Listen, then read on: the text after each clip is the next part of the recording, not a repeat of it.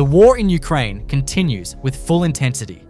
June 25th, 2026. Russian soldiers, one after another, falling to FPV drones across the Donetsk, Lyman, and Pokrovsk triangle, wandering with no clear tactic, no real strategy, no sense of where they're even going. Older men, untrained recruits, just walking forward with whatever weapon they were handed.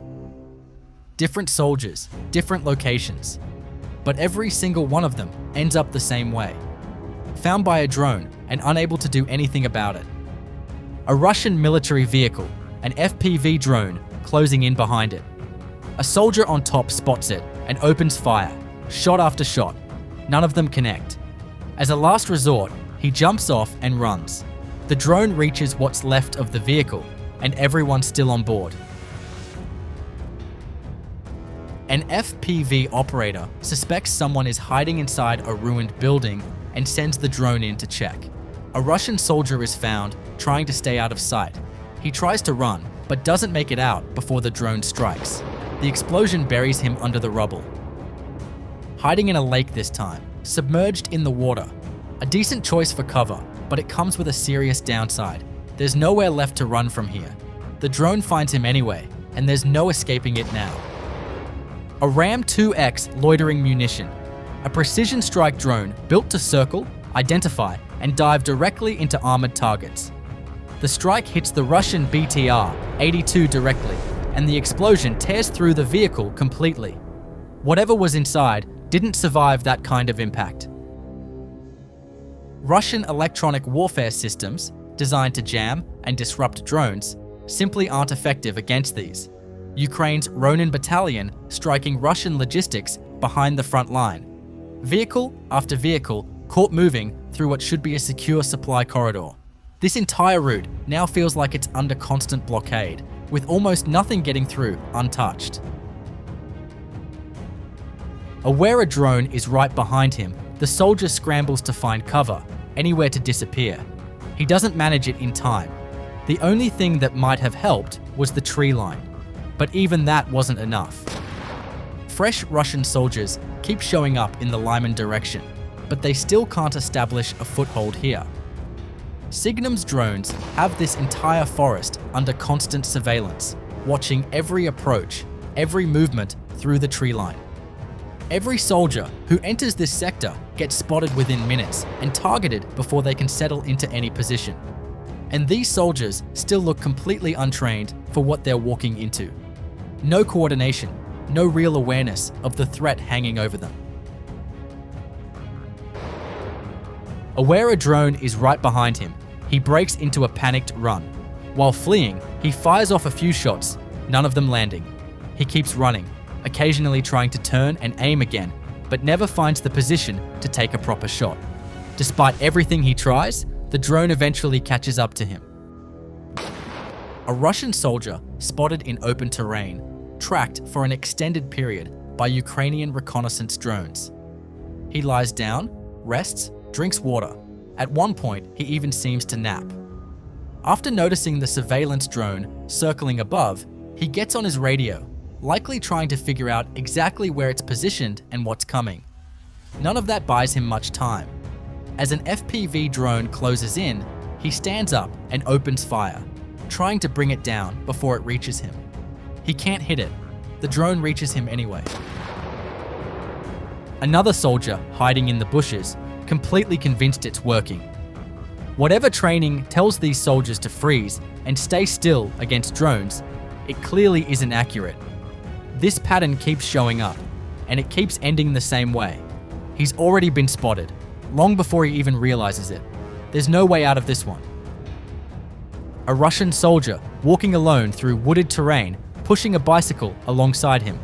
No sign of panic, no urgency. Likely unaware, Ukraine's Magyar's Birds reconnaissance drones have already been tracking him. An FPV drone is already on its way. The first strike hits, smoke rising from the impact, but somehow he survives it. A second FPV drone is already closing in. It follows him into the trees, where he's tried to hide, and this time he doesn't make it out. A Russian MLRS, mid-salvo, still firing on Ukrainian positions. The drone strikes it anyway, right in the middle of the attack. A full sweep of Russian artillery in the northern Slobozhansky direction. A Mist-IS self-propelled howitzer, a Mistar-B howitzer, a D-30 cannon, along with a UAZ vehicle and a motorbike. Ukraine's 5th Border Detachment taking out 5 separate pieces of equipment in the same operation. That's a significant chunk of firepower this position won't have access to anymore. Ukraine's HUR Primary Special Unit hitting a wide range of air defense targets and radar installations in a single coordinated operation. Aircraft, helicopters, every kind of high-value military asset Russia depends on for air superiority, all becoming targets in this strike. These aren't cheap pieces of equipment. Each one represents millions of dollars in cost and years of training invested in the personnel who operate them. Radar systems that were supposed to detect incoming threats, taken offline before they could do their job. This isn't a minor disruption to Russia's defenses. This is a direct, calculated blow to Russia's ability to control the skies over this front. And assets like these aren't quickly replaced once they're gone. Dugouts, shelters, underground tunnels, all just a temporary illusion of safety. Most of these positions were dug deep underground, meant to withstand exactly this kind of threat. Ukraine's Onyx unit, 91st Airmobile Brigade, finds them anyway. High-explosive drones turn what was supposed to be a secure position into complete devastation. No matter how far underground these soldiers go, it isn't far enough. Ukraine's 63rd Mechanized Brigade systematically cutting off Russian supply lines in the Lyman direction. Bukanka vans burning, ATVs destroyed, SUVs hit, and in this footage, cargo trucks too. Russian infantry needs ammunition, fuel, generators, communication gear, medicine, food, even basic supplies like cigarettes, all delivered by vehicles like these. Increasingly, none of it makes it through. And without that supply chain, assault units on the front lose their ability to actually fight. Ukraine's 210th Assault Regiment drone operators infiltrating a Russian position in Sumy region. Equipment, vehicles, gear left out in the open with no real protection. And one by one, multiple drones move in to take it all out. Leaving this much exposed to drone strikes was always going to end badly. Kostiantynivka direction. Ukraine's 93rd Brigade, Kholodny Yar, running a multiple rocket launcher system at full pace. Volley after volley fired directly into Russian positions. A single launch sends a wave of rockets across a wide area, capable of devastating an entire position in seconds, rather than picking off targets one at a time. Then the crew relocates immediately, before any counterfire can find them. This kind of saturation fire is exactly what makes systems like this so feared on the front line. The Ukrainian flag now flies over the Kinburn Spit, Mykolaiv Oblast, territory Russia held since 2022. After Ukrainian strikes severed ammunition, fuel, and food supplies, Russian forces were forced to retreat.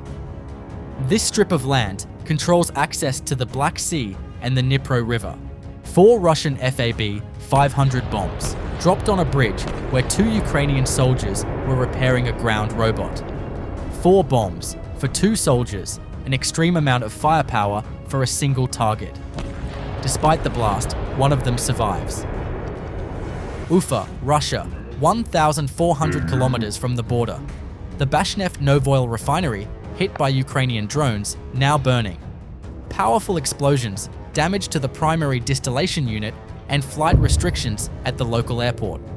A facility once considered completely out of range. The night of June 25th, Ukraine's unmanned systems forces hit 38 targets across occupied Crimea in a single coordinated operation. 3 coastal radar systems taken out across different locations on the peninsula. The Tavriska thermal power plant in Simferopol struck directly. 2 major electrical substations, one in Sevastopol, one in Simferopol, both hit, threatening power across multiple cities at once. An oil depot in Jankoy. 2 2 separate gas compressor stations knocked offline. Even an anti-aircraft system eliminated in the same sweep. This wasn't a strike on a single facility. This was an entire night dedicated to dismantling Crimea's power grid, energy supply, radar coverage, and air defense all at the same time. What you just watched is happening every single day. Soldiers wandering with no tactics, hiding in bushes, panicking under fire, falling one after another to the same threat. As of today, June 25th, Russia's total combat losses have reached approximately 1,397,060 personnel, 1,270 in the last 24 hours alone. Today also brought one of the most symbolic moments of this war so far. The Ukrainian flag now flies over the Kinburn Spit after Russian forces were forced to retreat when their supply lines were completely severed. Ammunition, fuel, and food all cut off. Meanwhile, Ukrainian long-range strikes destroyed over 60,000 tons of ammunition at a Russian Baltic Fleet arsenal near St. Petersburg, while Ukraine's security service hit air defense systems and airfields deep inside occupied Crimea. Russia keeps sending men forward with no real training, no clear tactics. Ukraine keeps finding them, on the ground, in the woods, and now even forcing them off territory they've held since 2022. The front hasn't broken, but the pressure keeps building from every direction at once. Drop a comment. How much longer can Russia hold onto what's left?